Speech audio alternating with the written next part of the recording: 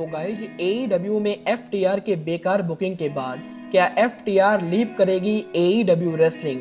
AEW में wrestlers के creative control को लेकर AEW ने कर दिया है कौन सा बड़ा खुलासा? AEW रेसलिंग का कौन सा बड़ा सुपर चौथी से बड़ी कंपनी MLW पर उनका डेब्यू? और गाइस न्यूयॉर्क और शिकागो में AEW के WWE को बीट करने के बाद अब AEW कैलिफोर्निया में WWE को हरा के बनी अमेरिका की नंबर 1 कंपनी। नमस्कार दोस्तों, मेरा नाम है रॉकी और आप देख रहे हैं एलीट FN मीडिया। और गाइज इस वीडियो के अंदर हम AEW के बहुत से मेजर अपडेट पर बात करेंगे। तो गाइज अगर आपने अब तक इस वीडियो को लाइक नहीं किया है तो गाइज वीडियो को लाइक कर देना। बट गाइज चलिए अब बिना किसी देरी के शुरू करते हैं इस वीडियो को। और गाइज सबसे पहले बात करते हैं AEW के न्यूएस्ट साइनिंग बडी मैथ्यूज की। वेल गाइज जैसा कि आप सभी को मालूम होगा WWE के former superstar Buddy Murphy AEW को ज्वाइन कर चुके गए, जहां पर बडी मर्फी के AEW को ज्वाइन करने के बाद AEW ने बडी मर्फी को एक्सक्लूसिव कॉन्ट्रैक्ट में साइन किया है। और गाइज बडी मर्फी के AEW के साथ साइन करने के बाद बडी मर्फी AEW के साथ साथ NJPW के ऊपर भी काम कर रहे गए, क्योंकि गाइज NJPW और AEW रेसलिंग ये दोनों कंपनी करंटली पार्टनरशिप में हैं। NJPW पर भी काम कर रहे गए।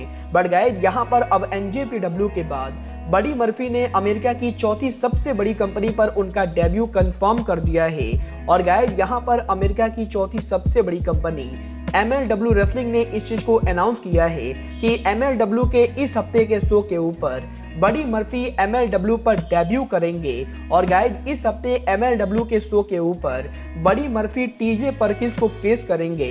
वेल गाइज सबसे पहले तो मैं आपको ये बता दूं MLW करंटली AEW के साथ पार्टनरशिप में नहीं गए। और गाइज इसी वजह से मुझे ये चीज काफी शॉकिंग लग रही है कि AEW ने उनके कंपनी के कॉन्ट्रैक्टेड रेसलर को अमेरिका की चौथी सबसे बड़ी टेलीवाइज कंपनी MLW पर उनका डेब्यू करने के लिए अलाउ किया है।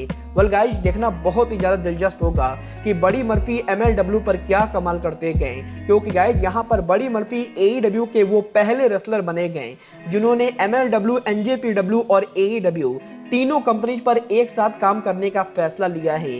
वेल गाइज आप MLW रेसलिंग को फॉलो करते हैं या नहीं, आप सब मुझे कमेंट करके बताइए। बट गाइज चलिए अब आगे बढ़ते हैं, बात करते हैं AEW सुपरस्टार डेक्स हार्डवुड की। वेल गाइज बात करें यहाँ पर डेक्स हार्डवुड की तो गाइज जैसा कि आप सबको मालूम होगा रिवाइवल के WWE को छोड़ने के बाद रिवाइवल ने AEW में FTR नाम से उनका डेब्यू किया, जहां पर AEW में FTR के शुरुआती करियर के अंदर इन दोनों को काफी तगड़ा पुश दिया गया था। बट गाइज यहाँ पर FTR के AEW को ज्वाइन करने के बाद इस समय FTR को करंटली काफी बेकार बुकिंग मिल रही है। और गाइज AEW में FTR का करियर कोई खास बढ़िया नहीं रहा है। और गाइज यही FTR के करियर को लेकर सोशल मीडिया पर एक फैन ने FTR के मेंबर डेक्स हार्डवुड से पूछा है कि क्या FTR AEW में उनके करियर को लेकर सेटिस्फाइड है। और गाइज यहाँ पर फैन के इस सवाल को पूछने के बाद अब यही डेक्स हार्डवुड ने रिप्लाई करते हुए कहा है कि डेक्स हार्डवुड FTR के AEW करियर को लेकर बिल्कुल भी सेटिस्फाइड नहीं गए। और गाइज डेक्स हार्डवुड को ये चीज बिल्कुल भी पसंद नहीं गए कि AEW उनको कैसे बुक कर रही गए। और गाइज यहाँ पर डेक्स हार्डवुड के इस ट्वीट के बाद अब सोशल मीडिया पर इस चीज को लेकर तगड़े रूमर चल रहे गए कि FTR के AEW के कॉन्ट्रैक्ट के एक्सपायर होने के बाद FTR AEW को लीव करेंगे। और गाइज FTR AEW को लीव करके NJPW या फिर किसी और बड़ी कंपनी को ज्वाइन करेंगे। वेल गाइज आपको क्या लगता है FTR को AEW में सही बुकिंग मिल रही है या नहीं, आप सब मुझे कमेंट करके बताइए। बट गाइज चलिए अब आगे बढ़ते हैं और बात करते हैं AEW में रेसलर्स के क्रिएटिव फ्रीडम की। वेल गाइज बात करें यहाँ पर AEW में रेसलर्स के क्रिएटिव फ्रीडम की तो गाइज जब भी WWE और AEW की कंपैरिजन होती गए तो गाइज हमेशा ही ये बात सामने आता है कि AEW उनके रेसलर्स को क्रिएटिव कंट्रोल देती गए। और गाइज यहाँ पर हर बार AEW के फैंस ये कहते गए कि AEW में रेसलर्स को क्रिएटिव कंट्रोल मिलता है, जहां पर रेसलर्स अपने मैच को खुद बुक करते गए। और गाइज यही AEW के इसी क्रिएटिव कंट्रोल को लेकर जेरिको ने उनके लेटेस्ट पॉडकास्ट में काफी तगड़ा खुलासा किया है, जहां पर क्रिस जेरिको ने इस चीज को कंफर्म किया है कि AEW में आज तक किसी भी रेसलर को क्रिएटिव कंट्रोल नहीं। और गाइस यहाँ पर जेरिको ने बताया है कि AEW में किसी भी रेसलर को उनके मैचेस को लेकर किसी भी तरीके का क्रिएटिव कंट्रोल नहीं मिलता है। और गाइस यहाँ पर जेरिको ने बताया है कि AEW में रेसलर्स को क्रिएटिव कंट्रोल न मिले बल्कि फ्रीडम दी जाती है। और गाइस कंट्रोल और फ्रीडम में काफी ज्यादा डिफरेंस होता है, क्योंकि गाइस यहाँ पर AEW के अंदर अगर रेसलर्स को उनका क्रिएटिव कंट्रोल मिलेगा तो गाइस यहाँ पर रेसलर्स एक दूसरे से बहस करेंगे कि वो अपने मैचेस के एंडिंग पर खुद जीतेंगे। और गाइस इसलिए AEW के मैनेजमेंट रेसलर्स के मैचेस के विनर को लेकर किसी भी तरीके का क्रिएटिव कंट्रोल नहीं देती गए। बट गाइस ये बात बिल्कुल सही है कि AEW में रेसलर्स उस मैच को कैसे रेसल करेंगे, इस चीज का क्रिएटिव कंट्रोल पूरी तरह से रेसलर्स के पास होता है। और गाइस रेसलर्स की स्टोरी लाइन को कैसे बिल्ड करना है, ये चीज AEW के प्रेसिडेंट टोनी खान के साथ मिलकर रेसलर्स डिस्कस करते गए। और गाइस AEW में रेसलर्स को क्रिएटिव कंट्रोल न मिलती बल्कि क्रिएटिव फ्रीडम मिलती गई। वेल गाइस ये तो बात हुई AEW में रेसलर्स के क्रिएटिव कंट्रोल की। बट गाइस चलिए अब आगे बढ़ते हैं और बात करते हैं AEW के कैलिफोर्निया में डेब्यू शो की। वेल गाइस जैसा कि हम सभी जानते हैं AEW अभी बहुत ही नई कंपनी गए और गाइस इस कंपनी को खुले अभी मात्र 3 साल हुए हैं। और गाइस इस कंपनी के इतने न्यू कंपनी होने की वजह से इस कंपनी ने अभी तक अमेरिका की हर स्टेट पर अपना डेब्यू नहीं किया है। बट गाइस यही AEW ने अभी इस चीज को अनाउंस किया है कि AEW कैलिफोर्निया में उनका डेब्यू शो करने वाली गए।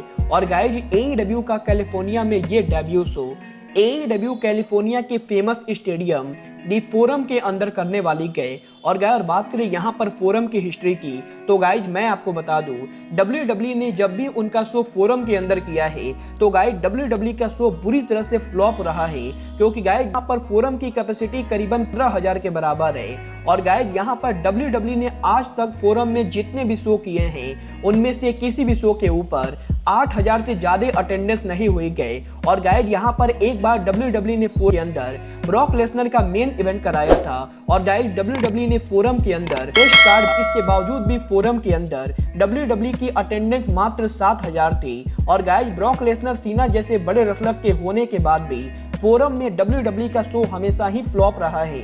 बट गाइस यही जब AEW ने फोरम में उनके शो को अनाउंस किया और गाइस AEW के फोरम शो के लिए जब AEW ने उनके टिकट सेल को अवेलेबल किया तो गाइस यहाँ पर पहले दिन के अंदर ही AEW के फोरम शो के लिए AEW ने 12,500 टिकट सोल्ड आउट कर दिए हैं। और गाइस ये चीज बहुत ही ज्यादा शॉकिंग है, क्योंकि गाइस यहाँ पर WWE के अलावा और भी जिस कंपनी ने कभी भी फोरम पर शो किया है उनका शो बुरी तरह से फ्लॉप रहा है। बट गाइस AEW के पहले अटेम्प्ट के अंदर ही AEW ने पहले दिन में 12,500 टिकट सोल्ड आउट कर दिया है। और गाइस फोरम के अंदर AEW का शो 97% सोल्ड आउट हो चुका है। और गाइस 99% पे शो के सोल्ड आउट होने के बाद अब AEW के फैंस इस चीज को देखकर काफी ज्यादा एक्साइटेड हैं, क्योंकि गाइस यहाँ पर फोरम में AEW का जो शो होगा उस शो पर AEW कौन कौन से मैचेस कराएगी और गाइस कौन कौन से रेसलर उस शो पर अपीयर होंगे, इसको लेकर AEW ने कोई भी एडवर्टाइजमेंट नहीं की गई।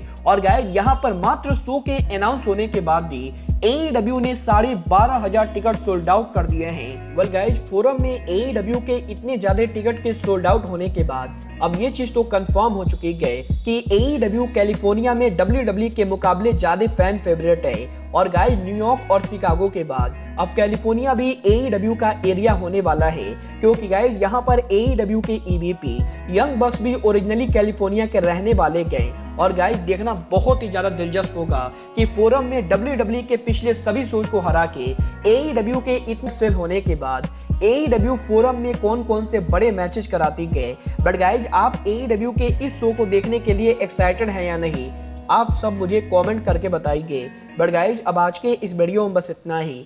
मैं मिलता हूं आपसे अपने अगले वीडियो में। बट गाइस तब तक के लिए just like Kenny Omega says, goodbye, good night and bang.